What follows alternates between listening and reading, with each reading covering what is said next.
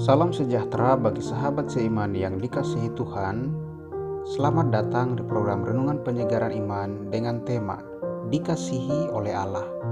Kejadian 8 ayat 6-22. Demikian firman Tuhan. Ketika Tuhan mencium persembahan yang harum itu, berfirmanlah Tuhan dalam hatinya, Aku takkan mengutuk bumi ini lagi karena manusia, sekalipun yang ditimbulkan hatinya adalah jahat dari sejak kecilnya. Dan aku takkan membinasakan lagi segala yang hidup seperti yang telah kulakukan. Ayat 21. Sahabat seiman yang dikasihi Tuhan, kasih merupakan sifat Allah yang telah dinyatakannya kepada manusia sejak dunia dijadikan. Allah menyatakan kasih-Nya secara cuma-cuma kepada seluruh manusia.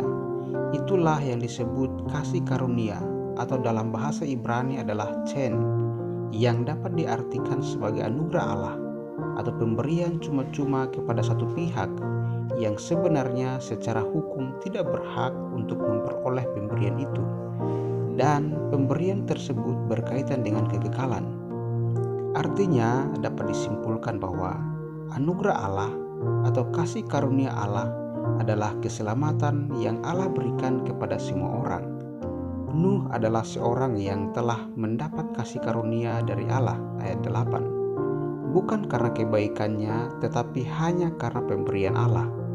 Sebagai orang yang telah menerima kasih karunia dari Allah, Nuh memberikan respon dengan benar kepada Allah. Mari kita belajar, ada 4 respon yang Nuh berikan, yaitu 1. Mengasihi Allah lebih dari yang lain. Mengasihi Allah berarti melakukan perintahnya. Yohanes 14 ayat 21. Nuh menyatakan kasihnya kepada Allah dengan 3 hal, yaitu yang pertama, ia menjadi orang yang benar.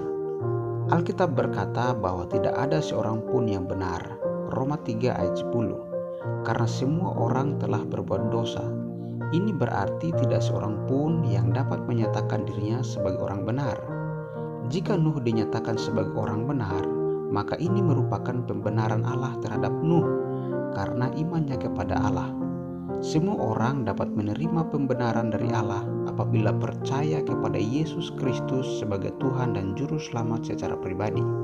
Kedua, ia hidup dengan tidak bercela. Ia tidak bercela di antara orang-orang sezamannya, menunjukkan bahwa dia memisahkan diri dari kejahatan moral masyarakat di sekitarnya. Karena dia adalah orang benar yang takut akan Allah dan tidak menyetujui pandangan dan kelakuan yang tidak benar. Ketiga, ia hidup bergaul dengan Allah.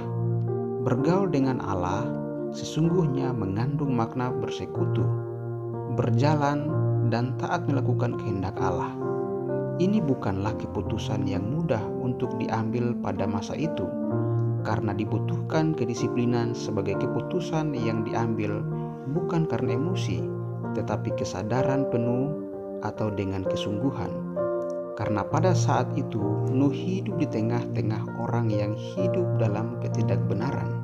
2. Mempercayai Allah dalam segala sesuatu.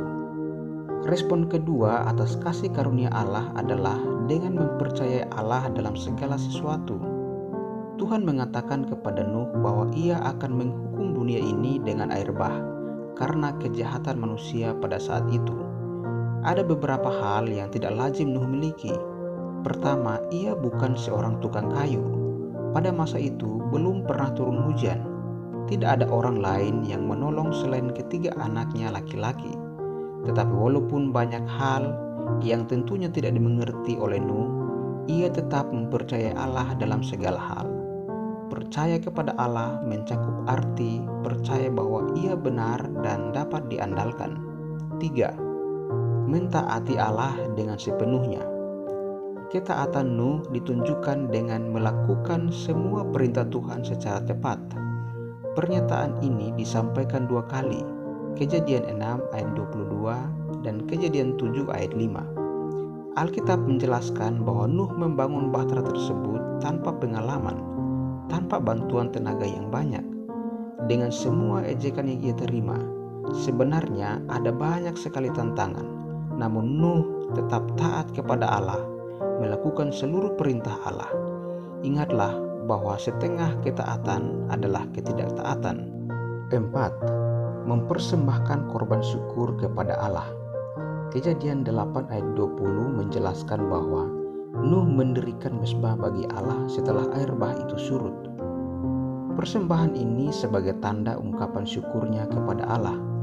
Persembahan ini berbau harum di hadapan Allah, dan ini menunjukkan bahwa Nuh telah melakukan tindakan yang menyenangkan hati Allah.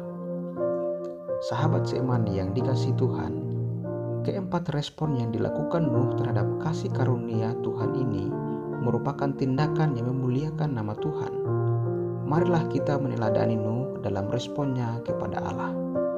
Sahabat seiman yang dikasihi Tuhan, sebagai penutup, ada beberapa pertanyaan yang perlu kita renungkan bersama. 1. Sudahkah saudara memperoleh kasih karunia dari Allah, yaitu keselamatan yang kekal bagi orang yang percaya kepadanya? 2. Dari keempat respon yang diberikan oleh Nuh kepada Allah, poin manakah yang belum dilakukan dengan benar? Ketiga, langkah apakah yang akan saudara ambil untuk meresponi kasih karunia Allah dalam hidup saudara? Amin firman Tuhan. Mari kita berdoa.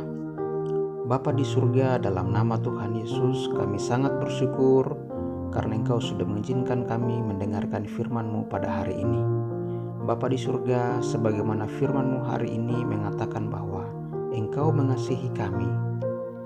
Oleh sebab itu, kiranya Roh Kudus pimpin kami agar membawa kami hidup mengasihi Engkau, melakukan semua firman-Mu sebagaimana Nuh yang kami renungkan hari ini.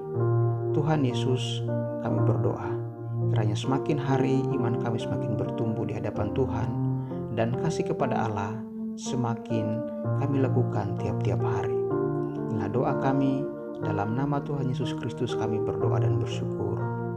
Amin.